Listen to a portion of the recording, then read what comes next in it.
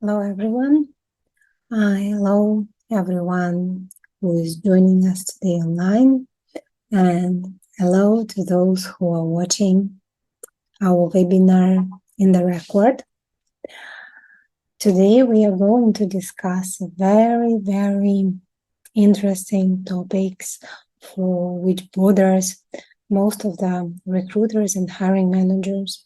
Today's topic will be really interesting for the recruiters of all level, no matter if you're just beginning your way in HR or you already have the experience. It will also be useful for hiring managers, for those who are making the hiring decisions and hiring people.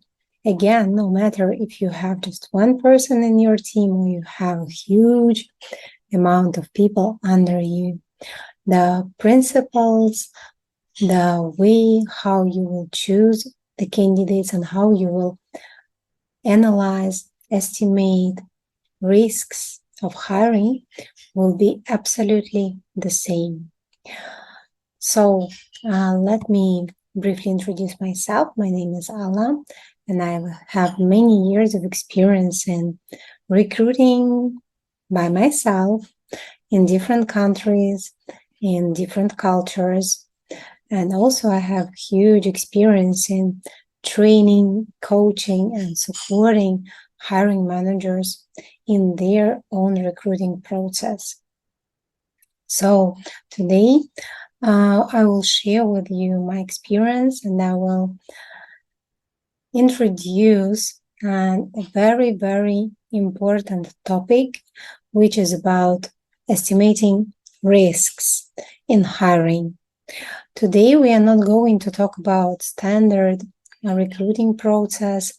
We are not going to talk about standard questions and scripts that will help you to check the skills of the candidate, to understand his knowledge and his experience.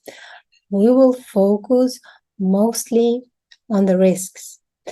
For sure, everything is very connected to each other, and we cannot say that when we estimate the risks of the candidate, we don't think about his experience, we don't check his skills, we don't think over what problems we may have with this candidate and how much it will cost us to hire this exact candidate.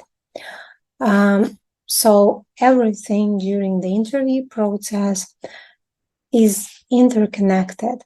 And all questions should be evaluating the candidate all around, comprehensive understanding of the candidate. So some of the techniques that I will share with you today will help you in the future, not only to understand the risks in hiring, but also to understand better your potential employees. So I would like to start our today's webinar with a phrase that I always use to start webinars for the candidates. And the humor is that the process, the interview process, is two-sided.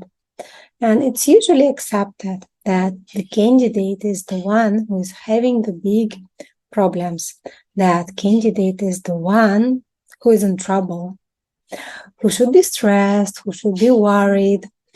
And we consider it a little bit one-sided from the perspective of the candidate having the problem to pass the interview, being under stress during the interview. But the reality is, it is conversation of two people, recruiter or hiring manager and the candidate. And it is stressful for both sides equally. We cannot say that this is the candidate who have the difficulties. No, it's not true, because interview process is stressful for recruiter, same as it is for the candidate. We also tend to consider that only candidates have risks. So he can not get this job, he can get a bad offer, he can fail, whatever. We tend to think that all risks are on the candidate. And we forget that both sides here have risks.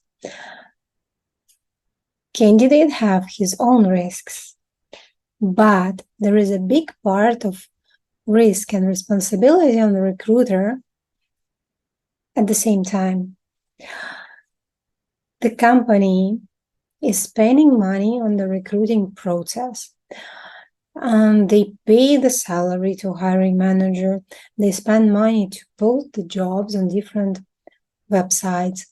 They spend money to onboard the employee, and they also spend the time of their own employees to onboard the new person, the new candidate in the company.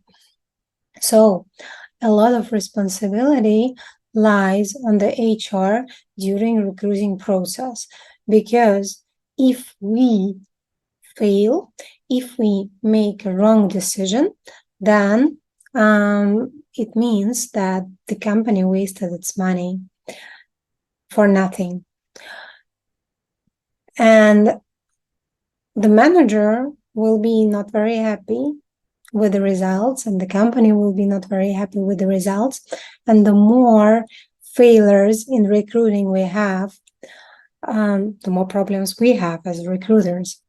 So when we start being a recruiting manager, when we start working in HR, it's very difficult for us as well to find our style, to understand the script, to prepare for each and every interview. And in the beginning, we don't know what questions to ask. We don't know how to evaluate and how to analyze the answers of the candidate. And we don't see a lot of signs that this candidate is not suitable for our company. And yes, it's hard for us in the beginning to be a recruiter, to be the HR.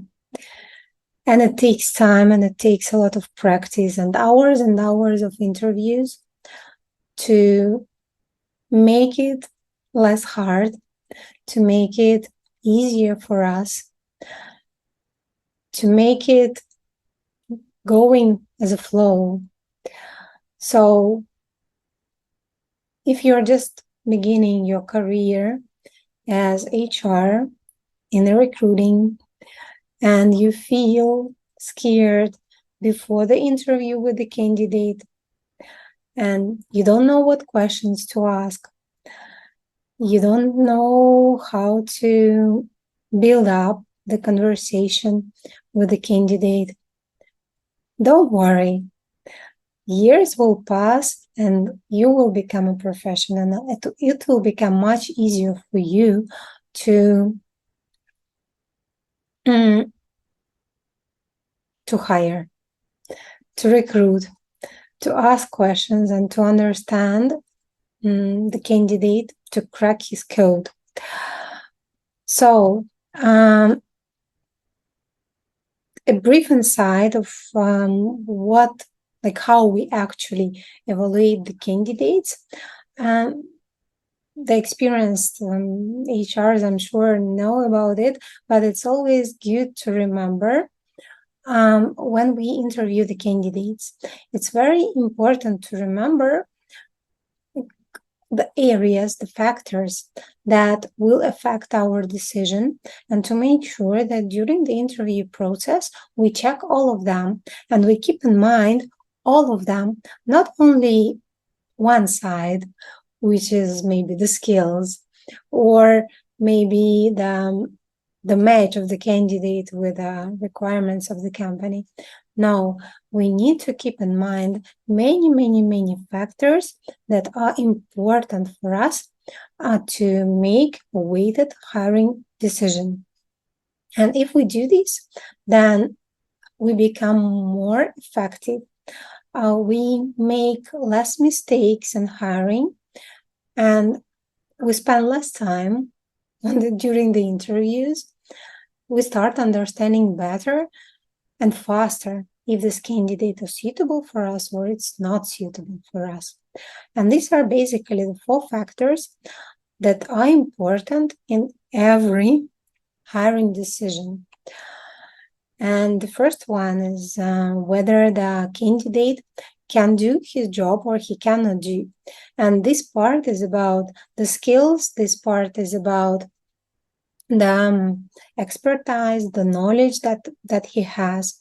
And here we are asking the questions related to his past experience, his studies, his work experience, to understand whether his experience match our requirements and whether he can learn fast if something is missing.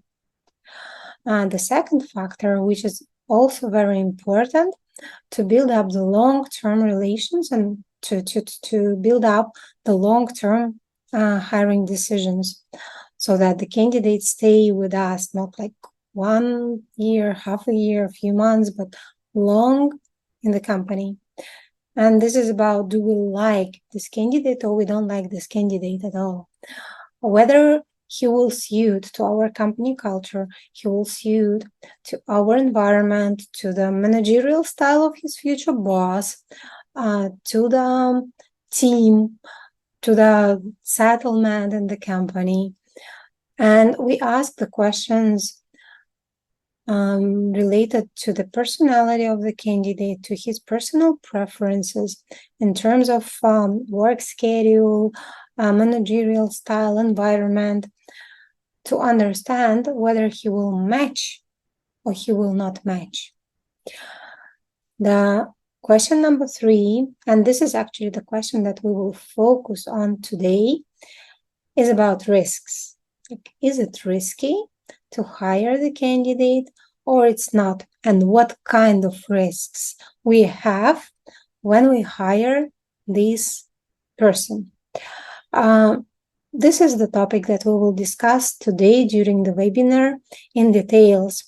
For sure, we cannot cover all the risks, all the potential risks in 1 hour or 1 hour and a half, but we will talk about most standard risks that happen in recruiting, and also we will talk how to understand the specific risks for your organization, how to understand them, how to check them, and how to analyze the answers of the candidate to see if this risk applies to this candidate or it does not.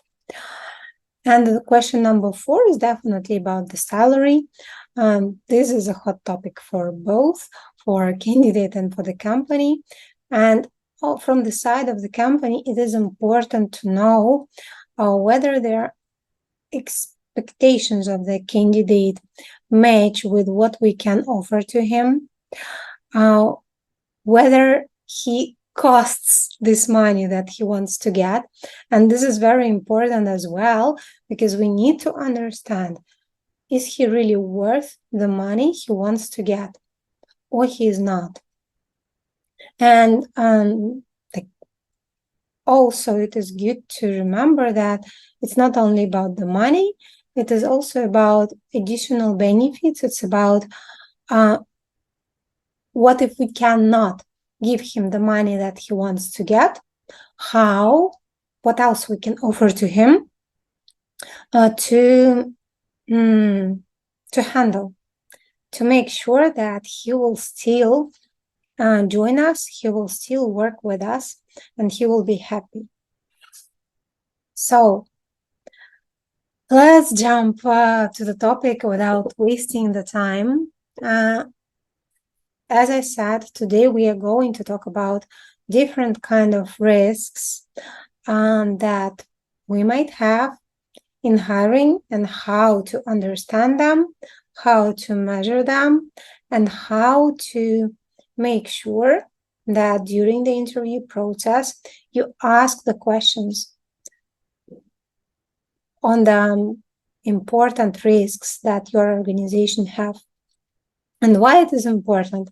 Like many recruiters will not understand, like, what's the point? We ask about the skills, we ask about the knowledge, we ask about the experience, and that's it. I'm done. But reality is that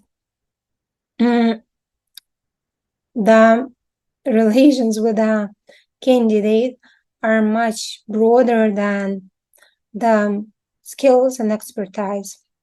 And the problems we might have in the future when we make a wrong hiring decision can affect many areas, and they can be very harmful to the company, to the company culture, to the results. And it is important for us to make sure that we know about it and we take it into consideration. And when we know our potential risks, then first, we can always refuse in time the candidate who potentially can bring the harm to the company.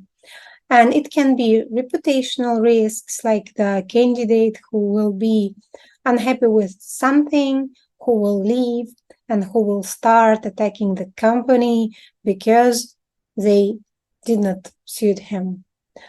And I'm sure many companies suffered from such kind of actions from the ex-employees who start to blame and shame them online and social medias, putting the bad reviews everywhere they can, just because the environment or work schedule or something else was not suitable for this candidate.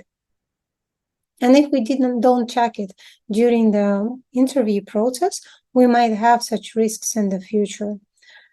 And it's not only reputational risks and scandals that can appear, but also it can be the candidate who will bring conflicts into the team that you have, who will start, some undercover games in your organization that will be harmful to the entire team that you already have right now. If you know such type of problems and such type of risks, you always can filter the candidates that will bring it to you. The second is, for sure, not always we can hire the best candidates. Sometimes it's not possible to find someone ideal, and we need to hire someone suitable because we need to close the vacancy and we cannot wait forever. So in this case, when we know our risks, when we know our potential problems, we can first, for sure, choose the best candidate from the pool that we have. Like, choose the best from not the best candidates. And second, we can control better the candidate that we hire, that we decide to hire at the end. We can know from the very beginning what may potentially work wrong with this candidate. So we can monitor it, we can control it, and we can make sure that we make a smooth onboarding of the employee to avoid these risks. And definitely the very important thing is to make sure that we can filter properly the candidates that just come to wait out of time. I'm sure that many of you have the situation when the candidate is coming to your organization just for some period of time to get the experience, because he's not hired in the company that he wants to work with, because he doesn't have any other offer from the company or job that he wants to have, so he's ready to temporarily accept any offer that he can get to get some money. And if we know how to check it, we always can minimize the amount of people that we hire that have such kind of intentions.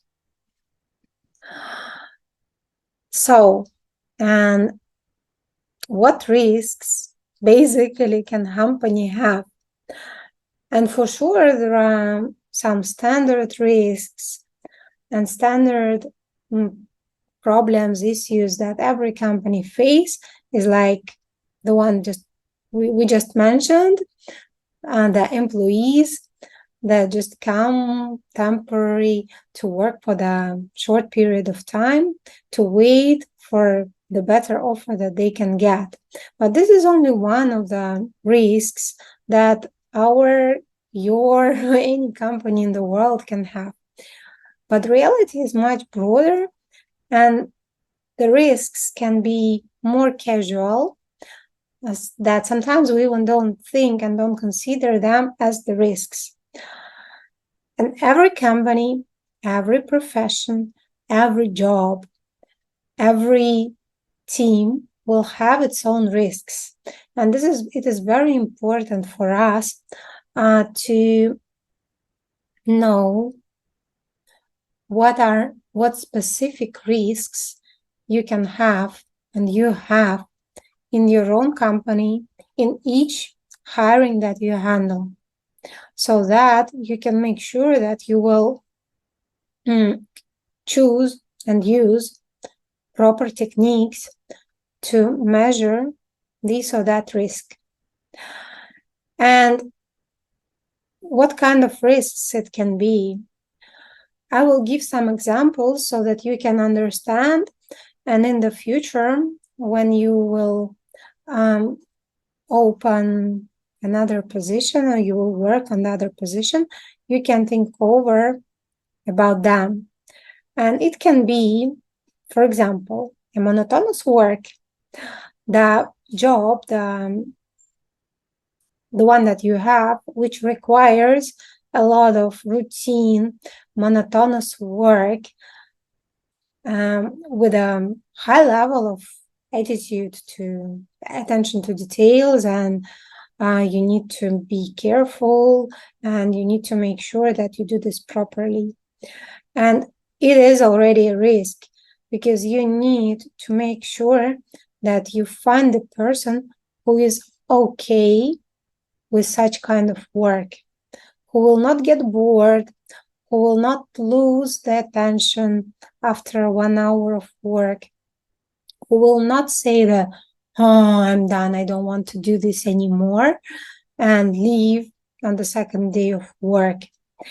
And sometimes big companies have such positions for the junior entry-level jobs, when the candidates have a feeling that I want to work in this company no matter what job I will be doing. And they have this illusion that they can handle any kind of job just because of the brand, of the company name. But reality is different. Like, we all know that brand is a brand, but everyday work is something that you need to handle every day. And the idea of you working in the big brand will not cover the fact of the work that you don't like to do every day, if what you are doing does not match with your personality. So when you have such kind of job with such kind of tasks, it is already a risk for you. And you need to make sure that during the interview, you will check whether the potential candidate that you have is ready for routine, monotonous, everyday work, or he wants to have variety, different things, different tasks every day. Or another example is when you have tough work conditions It can be tough schedule, like more working hours, a lot of overtimes, like or flexible working hours. It doesn't matter, but you need to make sure that you will find the candidate for whom the work schedule that you offer will be fine, that he will be ready to work in these conditions, so that you can build up your interview to check the attitude of the candidate to the specific work conditions that you have. Or another example, it can be the managerial style of the future boss that hires the employee. You might know maybe he has temper, maybe he becomes angry very fast, and maybe he can be a little bit, or not a little bit, tough and rough with his employees. And in this case, you need to make sure that you take this risk into consideration and you check how well your potential candidate is with handling stress, how important it is for him to work in the quiet environment, and how important for him is to have support from the manager when you know that he will not get it just because of the personality of the manager. And this will be your specific risk that you need to consider when making the hiring decision. Or let's say the last example, which can be what can be on the contrary, we discussed that the work can be monotonous, but on the contrary, it can be very, very active, and it will require a lot of like constant communication with people, like telesales, for example. And you need to make sure that the candidate that you hire is fine to constantly talk to people, to be working under stress, and to handle multiple conflicts in the client work.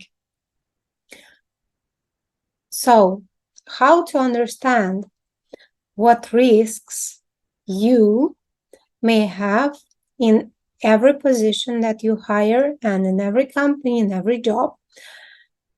And these are like 3 ways how you can understand your exclusive specific risks. And the first one is to interview people, like casually interview people who quit by themselves. Let's say you have some employees holding this position in this department or with this manager, and they quit by themselves. You can casually ask them about the reasons why they left, what affected their decision. And when you start collecting the answers, when you start making the portfolio of the potential reasons of your employees to leave, it will give you insights to what to check better with the future employees for these positions. Now, the way number 2 is to actually interview the hiring managers that fire employees from the positions, to ask them what were the reasons, why did they decide to fire this or that employee. And it will also help you understand what kind of candidates you need to avoid, or what kind of personality characteristics you need to avoid when you hire people for the position. For example, you will know that the manager always fires people because they don't reach KPIs. And here I'm not talking about understanding whether the KPI is reasonable or not, but it is already a sign for you that for the people you interview, you need to check their readiness to reach KPIs, to their readiness to achieve results, and to find out their motivation. It will help you a lot, especially if you have like both sides, if you know some information from the people who quit and you know some information from the managers who fire, you can make a very like a big picture. Now you can understand what can be wrong in the process from both sides. And it will be like the best thing that you can do. But sometimes you don't have, maybe it's a new position, maybe the department is expanding and there was no one fired yet and no one left the company himself. And in this situation, you can make the anonymous interview, like a poll, to ask existing employees about the problems they face at work, about the difficulties that they have at work, about what they would want to improve and what they are happy with at their current workplace. For sure, this kind of option might be difficult in the small team because, you know, everything done anonymously in the small team will be known by everyone very quickly. So there might be a lot of, you know, socially expected answers. And sometimes the information that you get will be not full and not too reliable. But at least you can get some insights and you can get better understanding of the situation in this exact department or in this exact company.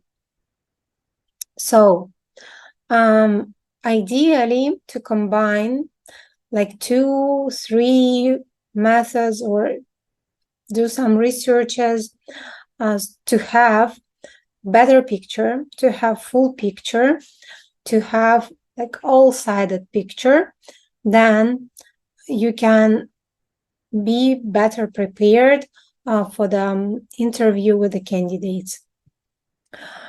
And before we go to some techniques and before we dive into the examples, some tips, so some insights on how actually conduct the interview and how to use different techniques. And basically by techniques here, I mean the questions. So how to better ask questions during the interview to get a better understanding of the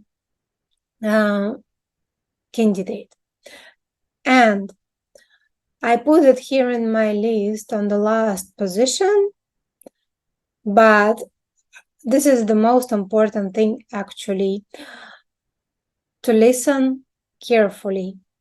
To listen carefully what candidate tells you. Because even if you don't know the specific techniques, even if you ask casual questions, sometimes, and even not sometimes, always, the way how candidate speaks, the way how he expresses, the words that he uses, the combinations that he uses, will give you the understanding of his personality.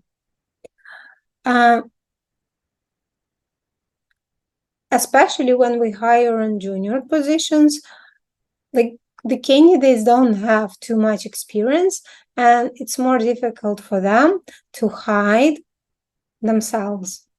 When the candidates are more experienced, it's becoming more tricky. Like when we hire executives, just listening is not enough. We have to know techniques and the ways how to get the truth out of them.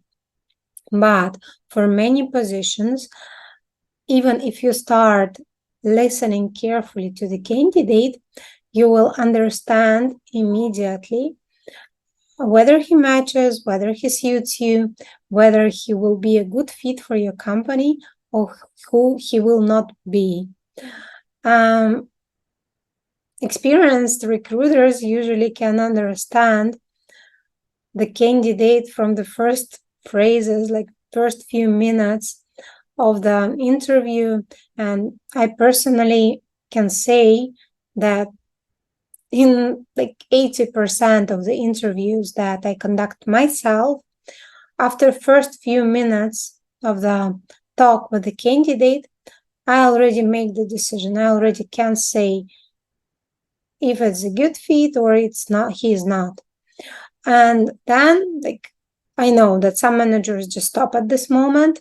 I usually still finish the interview till the very end, but to check my theory, to make sure that my first impression, my first decision is correct.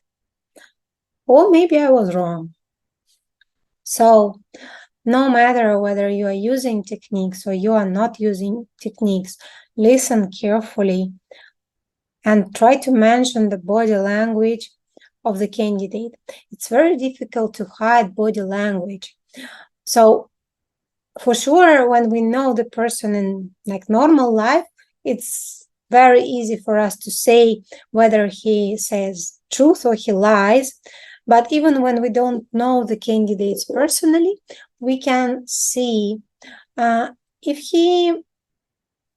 he's trying to repeat the words, or he's using the word combinations that show his insecurity, instability.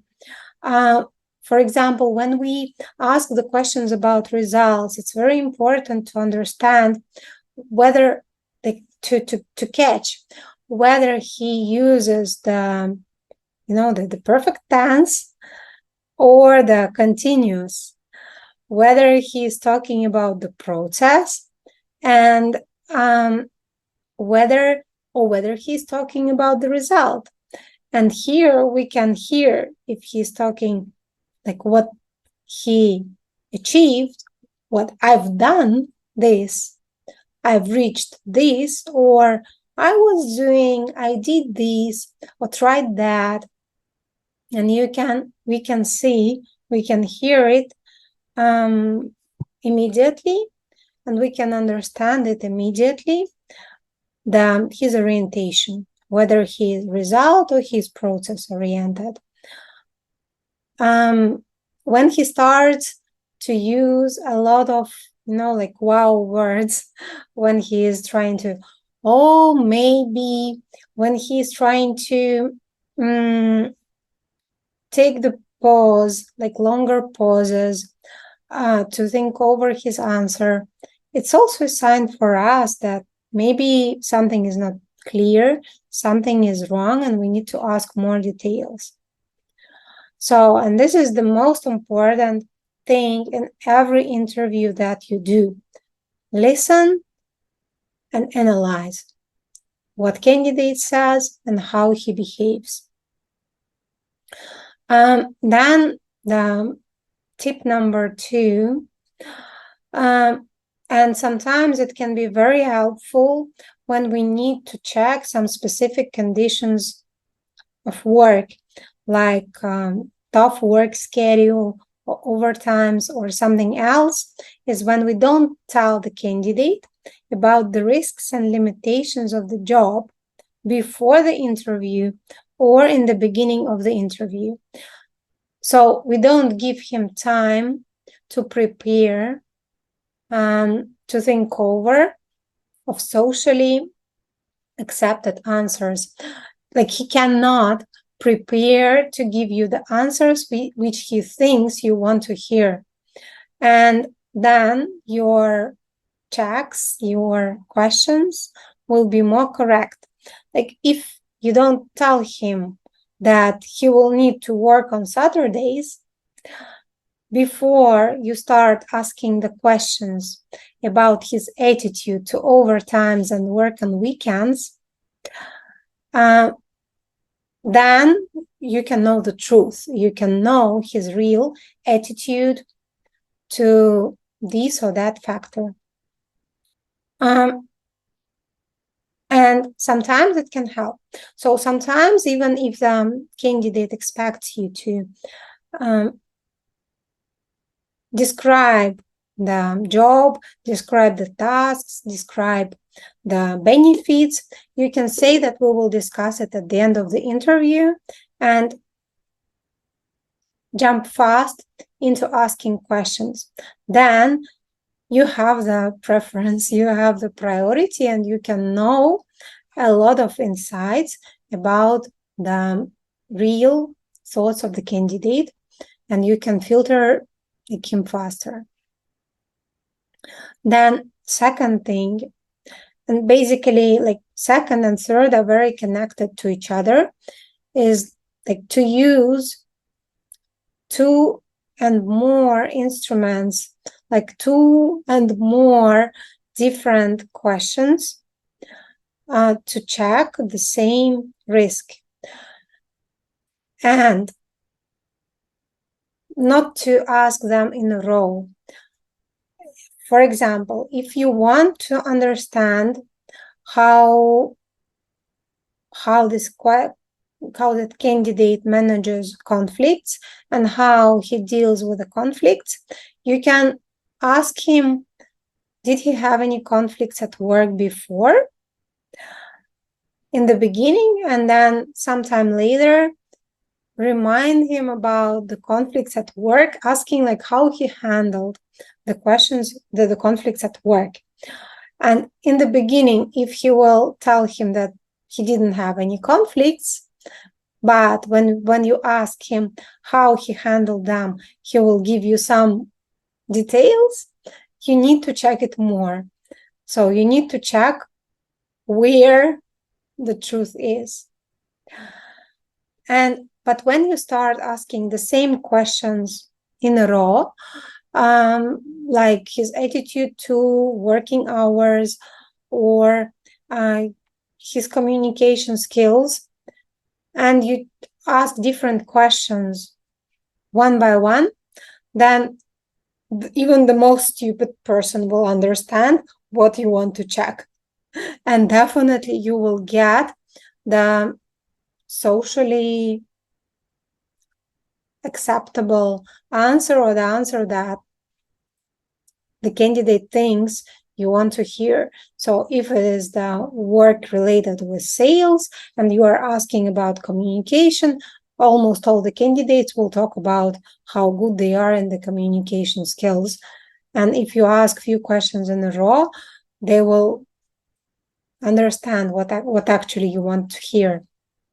And it will make your results not very reliable. It will be difficult to analyze them and to understand whether the candidate is just prepared and he knows what to say, or he really is like that.